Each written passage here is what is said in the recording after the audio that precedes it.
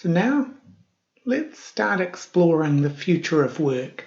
But before we head off into the future, it's really important to think about how the future actually works. And in fact, it never actually arrives. If you think about it, by the time the future arrives, it's become the present. Why does this matter when it comes to the future of work? Well, because the future of work is often talked about as something we need to get ready for. But it's not something that we need to be ready for it to arrive one day. We need to be future ready for it to be constantly arriving around us because the present is the future. So, what's the framework to enable you to think about that constant shift and change that's going on? Well, there's a time-honoured concept of business as usual. And BAU, it's so common, it's got its own acronym, is a really important process. So whatever your BAU process may be, but it's a way of going from what you vision the outcomes you want to delivering the results. And from setting objectives to implementing for the outcomes, it's a proven process. So in effect, it's what's proven to work that funds the future. However, that's all well and good until the market shifts on you. And I don't just mean major market shifts, those constant shifts as well that are going on around you. You actually then have to have an evolving business as usual. Now that concept gets talked about less. In recent times it's become popular to talk about business as unusual. That's another way of describing innovation. The critical point is it requires a fundamentally different way of thinking and working. So it involves a lot of testing, rapid prototyping, which might lead to failure, but might lead to quick wins. Sometimes those new ways of working are so different that the rest of the organisation has to be kept away from it because it may find it too threatening, too disruptive, and that's where the term skunk works arose from. However, if you're constantly going through these two processes in parallel, then that enables you to build a sustainable business model. Now you may see this gap in between the two, and that's where a lot of organisations fall down. They kind of have one area of their business responsible for keeping things running and operating as it is, and then almost it becomes a divisional responsibility to innovate or create the new. However, it's critical that those two are very much in close contact. So for example, the decisions that the board are making should be informed by experiments that are being run here. So how we do business as usual today has to be informed by business as unusual from tomorrow. So creating that linkage depends on understanding the shifts and changes in our own roles within the workplace. And if we pause for a moment to take a look at the Future of Jobs report from the World Economic Forum, looking at some of the findings coming out of that, one of the critical factors that was identified is that leaders now need 10 skills to be able to thrive in the fourth industrial revolution.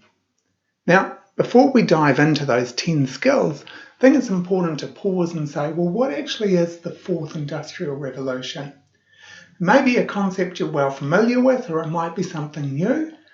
Either way, it's important to be able to explain it clearly to others because, let's be honest, the phrase fourth industrial revolution isn't very snappy.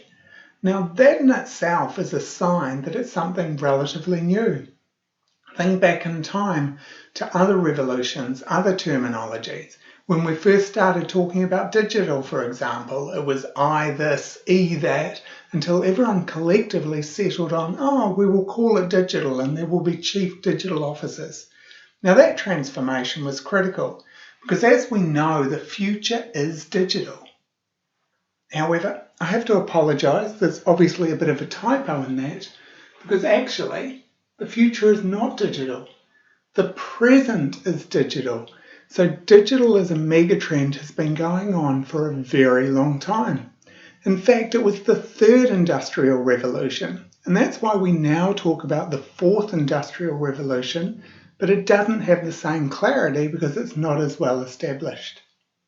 It can really help to understand and sequence the different industrial revolutions that we've been through. So if there's a fourth industrial revolution, that suggests there was a first, there was a second, there was a third, and now we're in the fourth. If you look at the time space between each of those, it's approximately 100 years between each industrial revolution. So what that means is in the beginning, we mechanized things. That was the first industrial revolution. It enabled things to be produced on scale at greater speed. Now that shift accelerated with electrification. All of a sudden, that's where things could be truly mass produced. Now, the ability to then control those in an automated, digitized way actually began back in the late 60s. So if you think about it from a timing point of view, we're now talking about half a century since the digital revolution began. So that's why I say the future isn't digital. It's not to say that digital isn't important, but what is important is important. So digital is now just assumed to be part of our environment. So what then is the fourth industrial revolution? Well, probably the best way to explain it is to enable you to experience it for yourself. So what I'd like you to do is just to reach forward and tap this video that you can see here. And just have a watch of this fourth industrial revolution. So just tap on your screen now. Now, as I said that, did your mind kind of go, well, that should be possible because either I've got a touch screen or I should have a touch screen, and kind of feels like you should be able to reach into a video and start another video, but we can't quite yet. Now, that's an example of the shift from the fourth industrial revolution. Rather than thinking of spaces as being flat digital spaces, it's actually taking it into that dimension where the physical space collides with the digital space and with the biological space. And if you watch this video, so the link for it is in here, you can tap in the actual presentation itself, and it's about a 12-minute watch. Now in Futurist terms, it's an olden days film. So it was first made in 2016, but it's one of the best explanations in a short space of time about the fourth industrial revolution. One of the critical concepts that it highlights is this fusion of these three different spaces I was talking about. So the digital, the physical, and the biological. So biological being us and other animate objects connecting with inanimate objects, then being fused with this digital space between. Now, the linkage is that you then, to think like a futurist, you mindflex to create the future in the overlap of those spaces.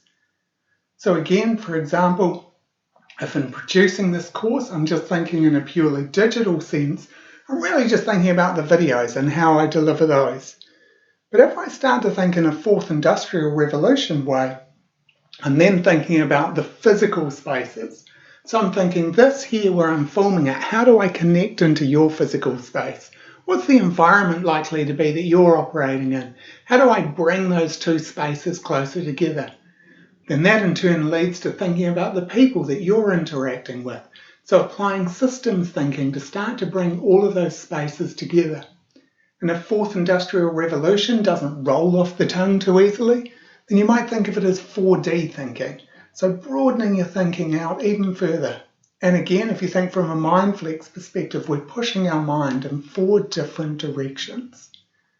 So what skills do you need to thrive in that future? Well, in the report we were looking at, that shift that occurred over 5 years, in this case between 2015 to 2020, when CEOs and global HR leaders around the world were asked, what sort of skills did you need your people to have in 2015? And then in 2020, what skills do you need them to have? You can start to see some interesting comparisons in terms of the top leadership skills required. And we can take a look at the list in 2015 and say, what 2 new skills had come into 2020? And they were cognitive flexibility, so this ability to push your mind around, and emotional intelligence. So not just analytical and logical intelligence, but the ability to better understand others. Then we can say, well, what's the fastest rising skill? So what skill was in this list here, but has risen up the highest in this list here? And we can see that creativity is down at number 10 here, but it's moved all the way up to number 3. So again, this ability to then play with spaces and connect, to do this divergent thinking and bring things back to converge it together, you can start to see why mind flexing is so important in terms of leadership. So those three skills, if you overlap those, so this emotional intelligence, this need for cognitive flexibility, and for greater creativity, you can say that this is where we build future-ready skills, is that overlap of that way of working. If you've got greater emotional intelligence and you're able to create new solutions, well, that enables you to respond more quickly to those around you. And at the same time, cognitive flexibility combined with creativity enables you to adapt existing solutions and ways of working. Now, if we dive further into the findings of the future of jobs, another critical shift that was observed is that a new human-machine frontier within existing tasks is occurring. The report identified that companies expect a significant shift on the frontier between humans and machines when it comes to existing work tasks between 2018 and 2022. Now that's quite a bit to take in. The critical factor is a human-machine frontier within existing tasks. So what that means is things that you're currently doing, you'll be using machines to do those more, and so your ability to interface as a leader and connect those two different ways of working will be critical. And we've looked at that already. So when we're exploring the neuroscience of mind flexing, that ability to see AI as not being about people versus robots, but being people with robots. That's that ability for the human-machine interface, that way of working together. Now, if we take a look at that future of work, it's existing within these four forces of change that we've already explored. But I now want to take that deeper and look at an organisational capability response to that. So again, those four forces, so the ability to have a greater impact socially, to navigate a networked, accelerated environment, to deal with unpredictable volatility, and as we've just explored, to work within the fourth industrial revolution. So your leadership ability to mind flex within that not only defines the way that you work, but also the way that your organisation operates. So we can now see in each of those quadrants the connections. So these mega trends, they're impacting on the market, the macro environment that you're working within. Your organisation itself is actually a micro environment that's operating within that macro environment. Then your mind is within that environment itself. So your mindset then becomes critical in terms of how to adapt through each of those. And your leadership mindset directly impacts on your team and the skills that they develop, all operating within that environment. So we've already looked at the market and the mega trends when we're looking at the four forces of change. Now if we look in more detail at what the organisation itself, the capabilities it needs to develop, well, there's again a matching response to each of those. So we've known for a long time the importance of being customer-centric, but it's not just about putting the customer in the middle of a nice diagram to say that they're at the centre. You actually have to profit purposefully. So say not just profit for profit's sake, but what are we here to do? And how does it help the world? How does it help others to profit and to move forward? Then if we look at an organisation needing to deal with this unpredictable volatility, well, that's why there's so much focus on being agile. But agile is a real risk that it's just pivoting and changing and responding, rolling with the forces. So actually those shifts and changes need to be sustainably adaptive. So it's not just about responding with agility, it's responding with adaptability. How do you do that? Well, part of that is that ability to network and connect with others to deal with that fast-moving change. So it's not enough just to say we want to be innovative. You have to be really collaboratively creative to go beyond your usual boundaries. And then as we've just explored, it's not just about the digital as an organisational capability. It's about being digitally integrated so that it's infused within all the ways that you're working and it's connecting out into these other environments. Again, take a quick look at a connection point around that. So the Davos Manifesto identified this need to be far more purposely profitable because of the megatrend of social impact that's occurring around us. Looking at the detail of that conversation, so stakeholder capitalism, going from principle to practice, they identified that a company's approach to people, the planet, and innovation must figure more prominently in capital allocation decisions. And to that end, corporate leaders need to improve their understanding of the trade-offs between longer-term investment in new capacity and capabilities and shorter-term rationalisation of existing operations and assets. What that means is over time, more emphasis should be placed on longer-term investment. So that ability to think forward into the future, but look at how it connects and impacts with others is more critical than ever. Now, we've just explored a lot of moving parts and a lot of complexity. It's important to understand those because the world is a complex, connected place. However, at the same time, to make sense of it, you can bring it all back to this concept of Mindflex and these 4 different ways of thinking about the world. I want to take some of the skills that those build. So that ability to Mindflex then builds within yourself and within your team what we call future-ready skills. And there's 8 of those skills that we'll cover in depth. But I just want to pick up on one of those now.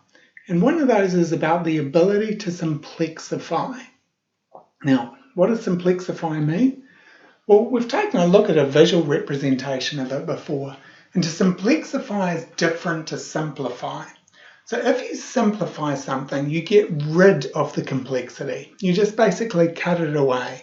But when you simplexify, you retain the inherent complexity and complication that enables the outcome. But for the people using it, the people accessing it, you make the interface, the way of accessing it, far simpler. So let's now reel that out of what we've just done here with looking at the organisational capabilities. And so if we begin with those 4 forces of change, what's a simplexified way of exploring those? Well, it's those time-honoured questions that I'm sure you well know. So our ability as human beings to understand the world by asking why, what, how, and who. And if we have a look at what we've just explored there, you'll see that each of those concepts maps to a quadrant into a way of thinking. So when we were looking at the mega trends, that's saying, why do I need to Mindflex? Then if we say, well, what do we need to develop in order to respond to those shifts and changes? Those are your organisational capabilities. How should we respond? Well, it's this ability to Mindflex enables you to adapt. And then who do we become as a result? You become future ready as a result of this Mindflexing method. Now, again, it's still a lot of complexity going on. And the key with Mindflexing is not to fight against it. Instead, what you're trying to do is navigate your way through it. So if we've looked before at essence in all of these moving parts, is this ability to just apply the leap method, the leap way of thinking to Mindflex forward. So if you imagine around it all the parts we've just talked about, the forces, the organisational capabilities, the Mindflex, the skills that you're building, at its essence, it's saying as a leader, Mindflex your way forward through that, flexing your thinking between these different forces in order to navigate forward. So let's get on. We're going to Mindflex in order to be future ready. We've now looked at how we do it, what's going on in the brain. So we're going to keep building forward. And let's head there now.